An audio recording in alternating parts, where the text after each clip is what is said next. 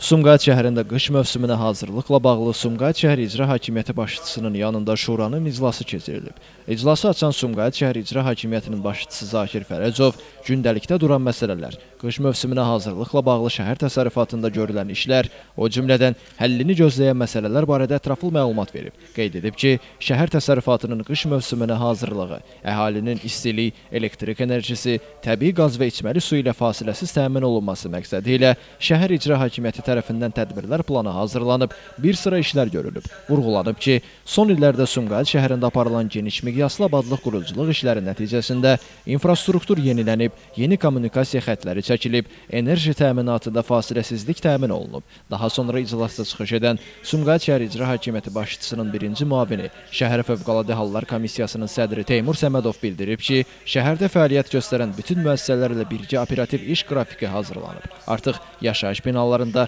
sosial obyektlərdə, təhsil və səhiyyə müəssisələrində istilik sistemlərinin yoxlanılması və təmir işləri yekunlaşmaq üzrədir. Teymur Səmədov həmçinin vurğulayıb ki, fövqəladə halların qarşısının alınması, qəzalı vəziyyətlərin vaxtında aradan qaldırılması üçün növbətçilik sistemi təşkil olunub. Texnika və canlı qüvvə tam hazır vəziyyətə gətirilib, ehtiyat yanacaq, qum və duz anbarlarında lazımi ehtiyatlar yaradılıb. Daha sonra çıxış edən Sumqayıt şəhər İcra Hakimiyyəti başçısının müavini Fərid Ələkbərov qeyd edib ki, şəhərin bütün mikrorayonlarında və qəsəbələrində qış mövsümünə hazırlıq çərçivəsində yolların, səkilərin və yağış kanalizasiya xətlərinin təmizlənməsi istiqamətində işlər davam etdirilir. O bildirib ki, kommunal xidmətlər və mənzil istismar sahələri gücləndirilmiş iş rejiminə keçib, vətəndaşların müraciətlərinə çevik reaksiya verilməsi üçün dispetçer xidməti formalaşdırılıb. Aidiyyəti qurumların rəhbərləri çıxış edərək, təmsil etdikləri sahələrdə görülən işlər barədə ətraflı məlumat veriblər. Onlar qeyd ediblər ki, qış aylarında hər hansı nasazlıq və ya təchizatda fasilə yaranmaması üçün qabaqlayıcı tədbirlər görülür,